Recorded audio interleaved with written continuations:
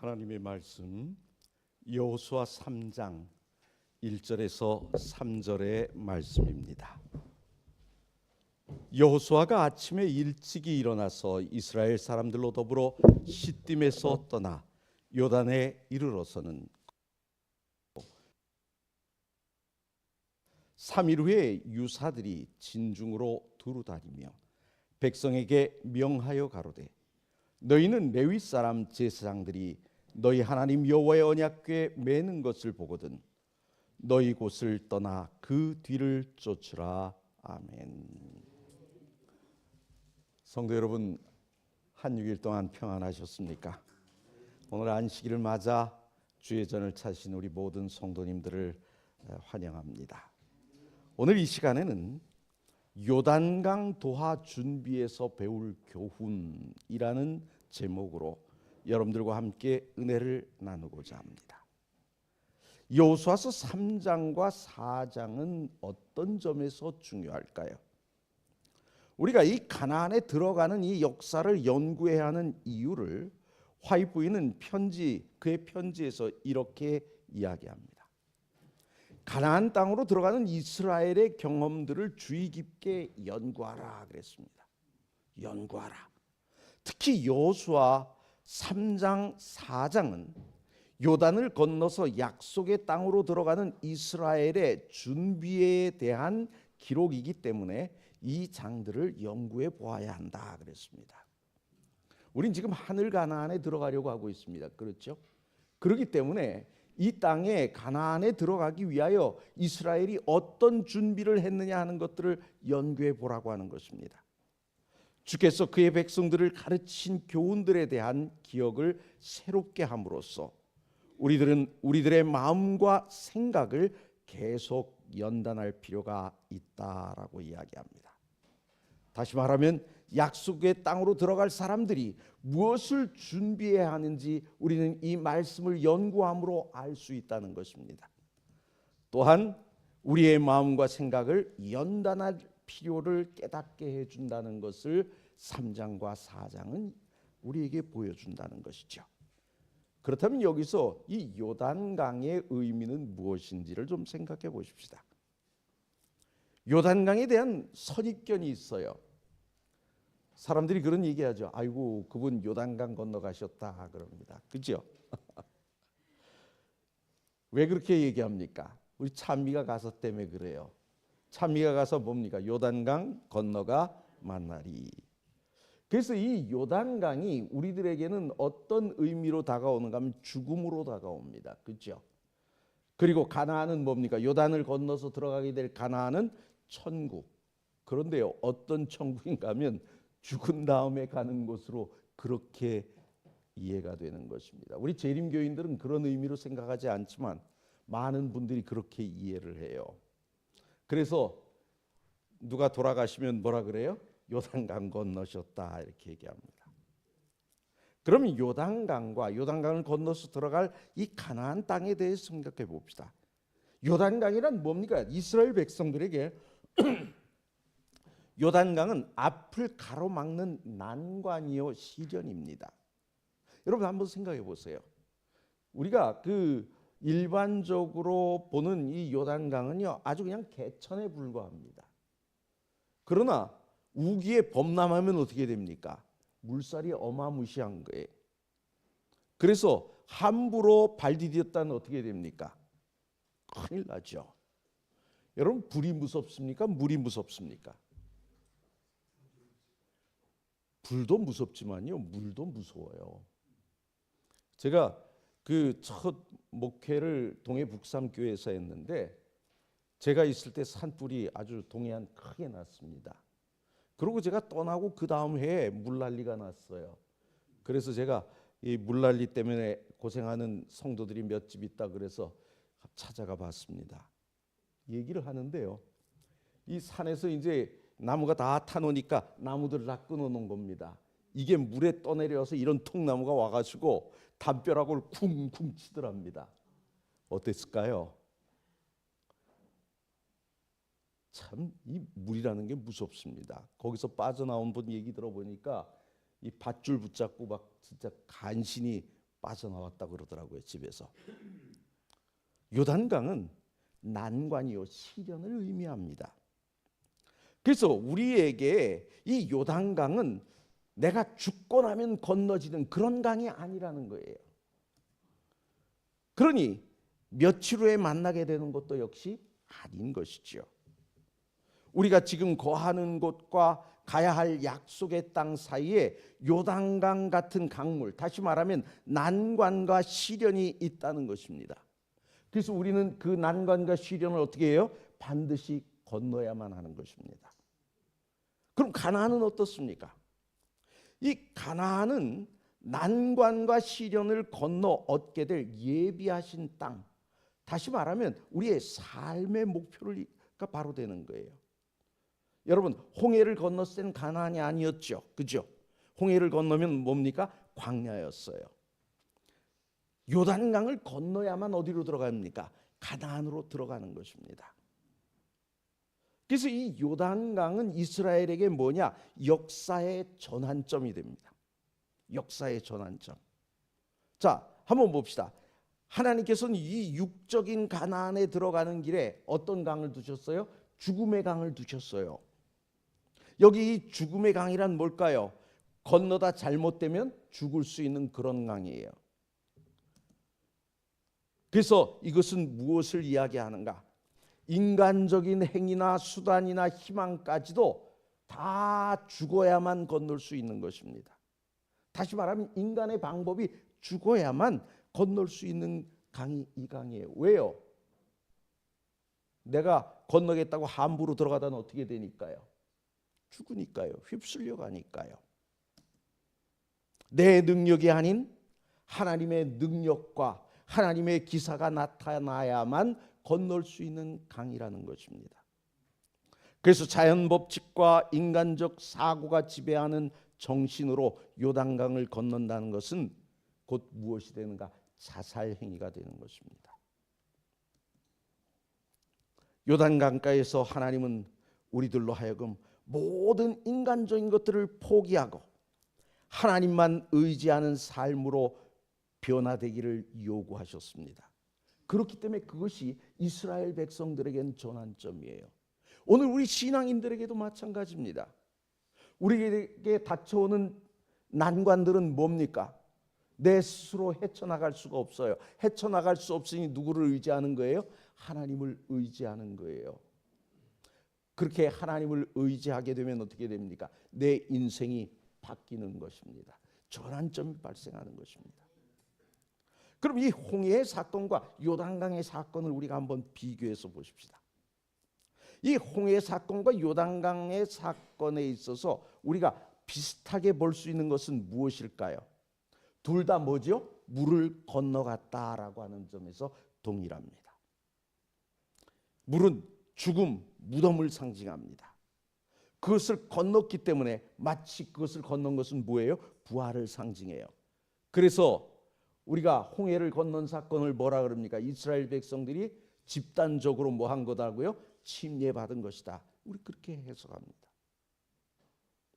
그래서 새로운 삶을 시작하게 되는 거예요. 이 두 물을 건너므로 삶이 옛 것과 새 것으로 구별되는 것이죠. 홍해는 어떤 것입니까? 노예의 신분에서 거기를 건너므로 뭐가 돼요? 자유인의 신분이 돼요. 애굽의 삶에서 광야의 삶으로 전환이 되는 것입니다. 요단은요, 광야의 순례 생활에서 이제 가나안의 정착 생활로 바뀌게 되는 것이죠. 그래서 옛 것과 새 것이 어떻게 됩니까? 구별되게 된다는 것입니다. 뭘 건너므로요? 물을 건너감으로. 그런데 이 두 사건은 다 어떻게 합니까? 하나님의 중재로 이루어졌죠. 그죠? 홍해는 어떻게 합니까? 모세의 지팡이와 불기둥으로 그렇게 됐어요. 요단은요, 언약궤로 말미암아서. 다시 말하면 하나님이 안 계시면 일어날 수 없는 일이었다고 하는 사실입니다. 그래서 이 두 사건은 모두 하나님이 계시다는 것을 상징하는 것입니다. 자, 그러면 유사점이 있었다면 차이점은 무엇일까요? 홍해는요, 애국 군사들의 추격은 죽음을 뜻하는 것이었어요. 그래서 그들이 쫓아오니 어떻게 해요? 다급한 마음으로, 초조한 마음으로 아주 황급히 홍해를 건너야만 했던 것입니다. 그럼 요단은 어떻습니까? 지금 거기만 건너가면 뭐가 있어요? 그들이 정착할 그런 행복한 삶이 기다리고 있어요. 그러니 그들의 마음은 어떨까요? 기대에 부풀었죠. 기대에 부풀었으니 어떻게 할까요? 발걸음을 재촉하는 것입니다. 또 다른 차이점은 뭐가 있을까요? 홍해는요, 노예 생활을 하긴 했지만 애굽 땅에 있을 때는 뭘 걱정하지 않습니까? 먹을 거 걱정하지 않아요. 왜요? 적어도 일을 시켜 먹으려면 뭔 주니까요? 밥은 주니까요. 밥의 질이 문제지 어쨌든 주니까요. 근데 광야로 나오니까 어떻게 됩니까? 매일 하나님이 내려주시는 만나에 의존하며 살게 되었던 것입니다. 달라졌죠. 요단은 어떻습니까? 황무지로부터 풍족한 땅, 젖과 꿀이 흐르는 기름진 땅으로 들어서려고 하는 순간이 바로 요단인 것입니다. 홍해는요, 강을 건넌 후 이 애굽 군사들이 다시 합쳐지는 바닷물 속에 잠겨 죽어가는 것을 보면서 어떻게 합니까? 그들은 기쁨의 함성과 승리의 노래를 부릅니다. 어땠을까요? 아주 극도로 흥분된 상태죠. 너무 신나죠. 자기를 죽이러 쫓아오던 군사들이 물에 팅팅 불어가지고 이렇게 둥둥 떠오를 때 어땠을까요? 기분 좋았죠. 요단은 어땠을까요? 요단을 건널 때는요, 그들이 조용하고 엄숙한 가운데 그 일을 진행했어요. 왜 그랬을까요? 그들은 이미 하나님의 임재를 기대하면서 정말 하나님의 임재 때문에 임재를 바라보면서 그들은 엄숙히 그 일을 경험했던 것입니다. 그들이 한 일은 뭡니까? 요단강을 건너고 요단강에서 12개의 돌을 가져다가 기념비를 세우는 일을 그들은 했던 것입니다. 홍해는 어떻습니까? 그때의 지도자가 누구죠? 모세입니다. 모세는 악한 세상으로부터 나올 때 그들을 인도했던 지도자였죠. 요단은 어떻습니까? 그때 지도자는 여호수아죠. 여호수아는 백성들을 축복의 땅으로 들어갈 때 인도해 주었던 지도자였습니다. 자, 그렇다면 이 요단강과 홍해는 모두 인간의 한계를 나타내고 있다는 것을 우리는 보게 됩니다. 자, 봅시다. 홍해는 모세의 지팡이에 의해 갈라졌어요. 요단강은요, 법계에 의해서 갈라졌습니다. 홍해 사건 전에는 유월절이 있었어요. 그리고 요단강을 건넌 후에는 또 뭐가 있었죠? 거기서도 유월절이 있었어요. 그래서 홍해의 사건은 출애굽 사건의 완성이었고, 요단강을 건넌 것은 가나안 땅을 정복하는 시발이 되었다는 것입니다. 그러면 요단을 건너기 위한 태도는 어떤 것일까요? 3장 1절의 말씀을 봅시다. 여호수아가 아침에 일찍이 일어나서 이스라엘 사람들로 더불어 시딤에서 떠나 요단에 이르러서는 건너지 아니하고 거기서 유숙하니라 그랬어요. 여호수아는 어떤 사람인가? 그는 일찍 일어나는 사람이었습니다. 여호수아 6장 12절. 여호수아가 아침에 일찍이 일어나니라. 7장 16절에도 보면 여호수아가 아침에 일찍이 일어나서, 8장 10절에도 보면 여호수아가 아침에 일찍이 일어나서, 계속해서 그는 일찍 일어났다는 기록을 남기고 있어요. 왜 그랬을까요? 그는 꿈에 불타는 사람이에요. 이스라엘 백성들을 이끌고 들어가서 땅을 정복하고 그것에서 살게 될 그 꿈에 불타는 사람이었어요. 그러니 그의 할 일이 가슴속에서 가득 차서 열정에 사로잡혀 있었던 것입니다. 그러니 아침에 누워서 뒹굴뒹굴할 마음의 여유가 없었던 것입니다. 그러니 어떻게 해요? 얼른 후다닥 일어나는 거죠. 아침에 일찍부터 일어나 움직이는 사람이 그였습니다. 그렇다면 일찍 일어나서 어떤 일을 해야 할까요? 오늘 우리는 우리의 삶을 위해서 한번 생각해 보십시다. 하나님의 일을 위해서, 하나님을 위해 일하는 사람. 여러분, 오늘 우리의 삶은 어떤 삶이 되어야 됩니까? 목사만 하나님의 일을 하는 사람입니까? 아니요. 우리는 모두가 우리의 삶 자체가 예배가 되어야 되는 사람들입니다. 먹든지 마시든지 무엇을 하든지 다 뭘 위해서요? 하나님의 영광을 위해서 일하는 사람이 되어야 돼요. 그래서 그런 사람은 아침 일찍 뭐 해야 됩니까? 무릎을 꿇어야 하는 것입니다. 기도의 능력이라는 책에 이런 말씀이 있어요. 이 세상에는 하나님을 위해 가장 일을 많이 한 사람들은 아침 일찍 무릎을 꿇는 사람들이었다 그랬습니다. 일찍 일어나 어떤 일을 해야 할까요? 또 하나는 아침을 하나님께 바치는 일이 첫 번째로 해야 될 일이 되어야 한다는 것입니다. 정로의 계단은 이렇게 얘기합니다. 아침마다 그대 자신을 하나님께 바치라. 그리고 이 일을 그대의 첫째로 할 일로 삼으라. 이렇게 함으로써 그대들은 날마다 그 생애를 하나님의 손에 맡기게 되고 따라서 그대의 생애는 그리스도의 생애를 모방하게 될 것이다 그랬습니다. 여러분 이거 중요한 말씀이에요. 아침을 하나님께 바치는 일을 내가 해야 할 첫 번째 일로 삼으라고요. 그래야 오늘 우리의 생애는 누구를 모방하게 된다고요? 예수님을 모방하게 된다고요. 아침을 하나님께 바치는 사람은 자신의 생애를 주님의 손에 맡기게 되는 것입니다. 그런 사람은 그리스도의 생애를 닮아갈 수밖에 없는 것입니다. 일찍 일어나서 어떤 일을 해야 할까요? 깨어 기도하는 것이 일하는 기술이라는 것입니다. 복음 교육자는 이렇게 얘기합니다. 깨어 기도하라. 이것이 일하는 기술이다. 능력은 하나님께로부터 일어나니 그대는 하나님과 함께 일하는 자임을 기억하고 하나님을 의지하여 일하라 그랬습니다. 능력은 누구에게로부터 온다고요? 하나님께로부터 오는 것입니다. 그래서 내가 하나님과 함께 일하는 자라면 우리는 하나님을 의지하면서 일해야 하는 것입니다. 그러면 능력 있는 자가 되기 위해 가장 먼저 할 일은 무엇일까요? 그것은요, 자신을 비우는 일입니다. 헬라어에서 비운다라는 말은 어떤 의미인가? 떠난다는 의미가 있어요. 내 자신을 비운다. 거긴 뭐가 있다고요? 떠난다는 의미가 있어요. 떠난다는 것은 무엇인가? 내가 익숙해진 삶의 현장에서 떠나는 것을 이야기하는 것입니다. 그것은 뭐를 이야기하는가 하면 손해를 감수하는 것을 이야기하는 것입니다. 나 자신을 비우는 일은 뭔가 특정한 시간을 비워 기도에 바치는 것으로 시작하는 것입니다. 여러분 한번 생각해 보세요. 아침에 일어나서 기도를 하려면 여러분 잠자리에서 떠나야 합니다. 그죠? 거기서 일어나야 돼요.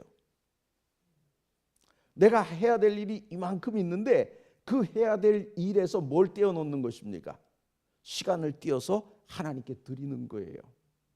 여러분 우리가 구약에서 예배 드리는 것, 제사를 뭐라 그럽니까? 다른 말로 희생이라고 그래요. 왜 희생이라고 그럴까요? 내 재산 중의 일부인 양 한 마리를 하나님께 드려야 되거든요. 희생입니다. 그런데 그것만 희생일까요? 내가 하나님 앞에 나아가기 위해서는 시간을 하나님께 드려야 합니다. 재물도 드려야 합니다. 내 삶에 내가 해야 될 일을 멈추는 일을 해야 되는 것입니다. 여러분 우리가 안식일을 지킨다고 하는 것은 곧 무엇을 이야기하는가 하면 욕심을 내려놓는 것입니다. 더 공부하고 싶은 욕심, 더 일해서 돈을 많이 벌고 싶은 욕심, 더 놀고 싶은 욕심, 모든 욕심들을 내려놓는 거예요. 여러분 우리가 잠을 자는 것도 마찬가지예요. 우리가 잠을 잤다는 것은 뭡니까? 바로 그 욕심을 내려놓는 거예요. 돈을 더 벌고 싶은 욕심, 공부 더 하고 싶은 욕심, 모든 것을 다 내려놓는다는 것은 곧 무엇을 이야기하는가 하면 내 한계가 여기까지다라고 하는 거예요. 내 한계가 여기까지다. 그러면 그 나머지는 누가 채워주시는 거죠? 하나님께서 채워주시는 거예요. 그래서 우리는 무엇을 해야 되는가 하면 내 자신을 비우는 일, 그 일을 해야 하는 것입니다. 그럼 여호수아가 일하는 방법은 뭘까요? 그는 아침에 일찍 일어나서 이스라엘 사람들로 더불어, 이렇게 1절에서 이야기하고 있어요. 그는 먼저 일찍 일어났습니다. 그리고 혼자 일하는 것이 아니라 누구와요? 백성들과 함께 일을 합니다. 여러분, 능력 있는 지도자란 다른 사람들을 일으키는 사람입니다. 다른 사람들을 일으키는 사람. 다시 말하면 혼자서 일하는 독불장군이 아니라는 것입니다.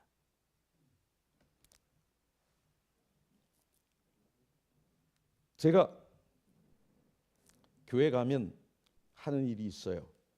뭔가 하면 반주자를 키우는 일을 많이 했습니다. 그래서 반주자가 없으면요, 제가 피아노를 쳤어요. 대예배 시간에 반주자가 안 왔더라고요. 그래서 만복 은원주 하나님 뭐 피아노 칩니다. 제가 여기 다 쳐요. 그러다가 또 축도합니다. 또 피아노 쳐요. 그냥 어떨 때는 피아노 앞에서 축도해요. 그러고 아멘 하고 나면 또 피아노 칩니다. 묵상할 때 치는 피아노 쳐요. 그랬더니 교회에서 뭐라냐면 목사님이 대예배 때 피아노를 치니까 손님들 오니 창피하다고. 그래서 어쨌든 반주자를 마련해 내더라고요. 우리가요, 교회 안에서는 어떤 일들이 일어나야 되는가 하면 사람을 키우는 일들이 일어나야 됩니다. 사람을 키워야 돼요. 그래서 넉넉한 인재들이 교회 안에 있어야 되는 것입니다. 그래서 지도자들이 해야 될 일이 있다면 바로 그런 인재들을 양성하는 일을 해야 되는 것입니다.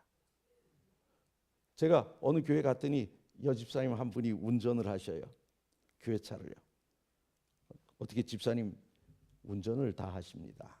서울 시내를 막 남자들이 많았는데 교인들이 갑자기 남자들이 싹 사라졌답니다. 그래서 교회차 운전할 사람이 없더래요. 그래서 운전학원에 가서 배워가지고 운전을 했다고 그러시더라고요. 그렇게 자원하면 정말 좋은 일이죠. 그죠?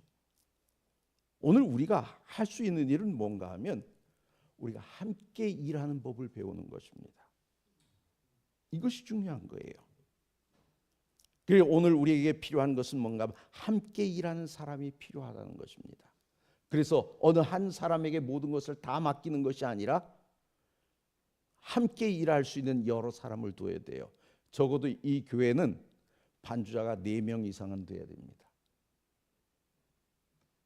그래야 서로 짐을 나눠질 수가 있어요. 절망 중에 있을지라도 격려하며 함께 일하는 지도자가 필요한 것입니다. 여호수아가 이스라엘을 일어나게 한 후에 행한 일이 무엇일까요? 여기 보면 여호수아가 아침에 일찍이 일어나서 이스라엘 사람들로 더불어 그 다음 말이 뭐죠?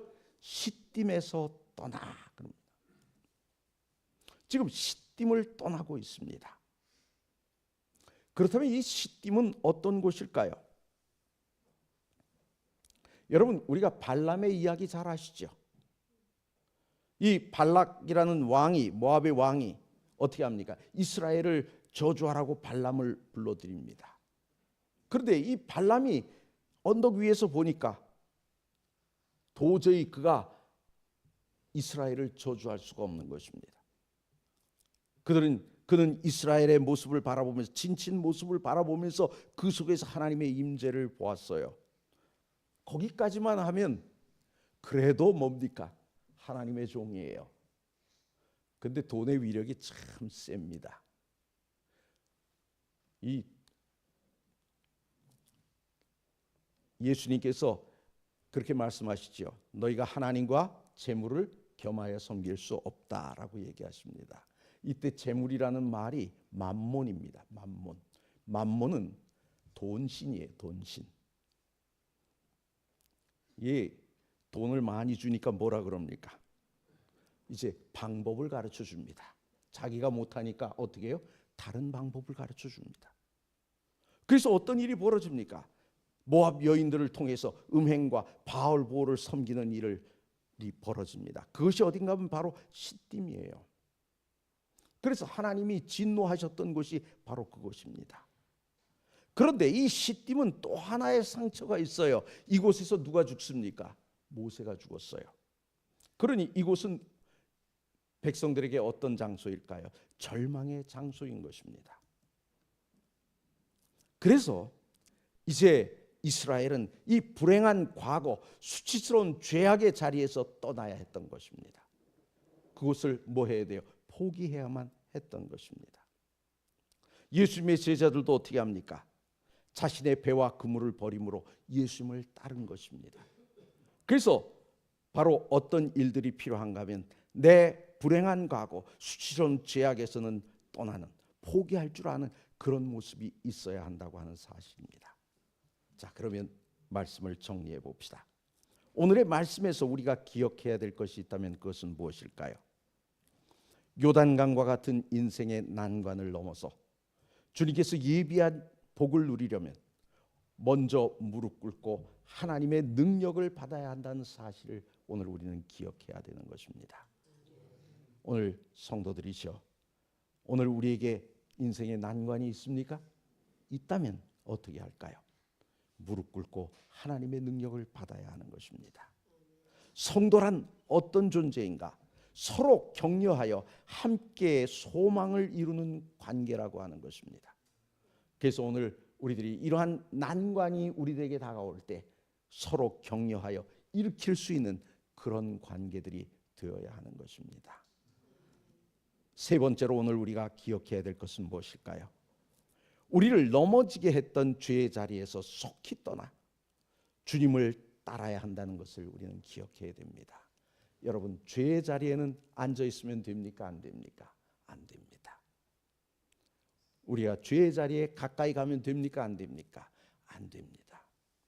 우리는 가끔 어떤 일들을 하려고 하는가 하면 내가 그 죄의 자리에서 이겨낼 수 있다고 모험을 하시는 분들이 있습니다. 이거 아닙니다.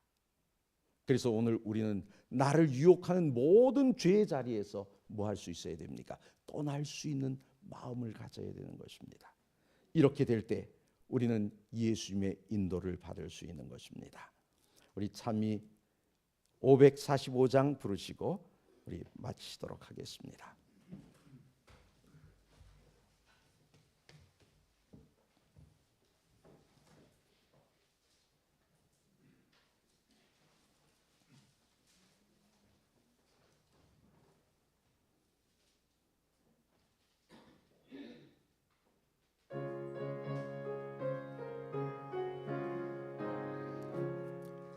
아무데나 예수 나를 이끌며 아무데나 예수 따라가려네. 예수 같지 아니 가면 낙없고 항상 주와 함께 가면 겁없네. 아무데 가든지 두려움 없겠네. 아무데나 주와 함께 가려네. 주와 함께 가면 외로움 없겠네. 다른 친구 떠나가도 주 있네. 분들이 위태하고 너무나 가면 기쁨 있겠네. 아무데 가든지 두려움 없겠네. 아무데나 주와 함께 가려네. 어두운 그늘 땅에 내려 덮일 때 주와 같이 계시 말고 잘 자네. 어두운 밤이 다간 후에 깨어서 아무데나 주와 함께 살겠네. 아무데 가든지 두려움 없겠네. 아무데나 주와 함께 가려네. 거룩하신 하나님 아버지 은혜를 감사합니다. 주님께서 저희들을 한 주일 동안 잘 인도하셨다가 오늘 이 안식일 맞게 하시고 또 이 안식일이 시작되는 이 시간 주의 전에 나와 하나님의 말씀을 통하여 우리가 하늘 가나안에 들어가기 전 무엇을 준비해야 될지 깨닫게 하여 주셨사오니 감사합니다. 아버지 하나님, 우리가 이 땅을 살아가는 동안 우리의 삶이 주님과 동행하는 삶 되게 하시고 우리의 시간을 가장 먼저 주님 앞에 드리는 그런 하나님과 동행하기 위해 주님 앞에 무릎 꿇는 성도들 다 되게 하시며 또 우리가 죄의 땅에서 떠나 우리가 주님 곁으로 더욱 가까이 가는 지혜로운 성도들 다 되게 은혜 베풀어 주시옵소서.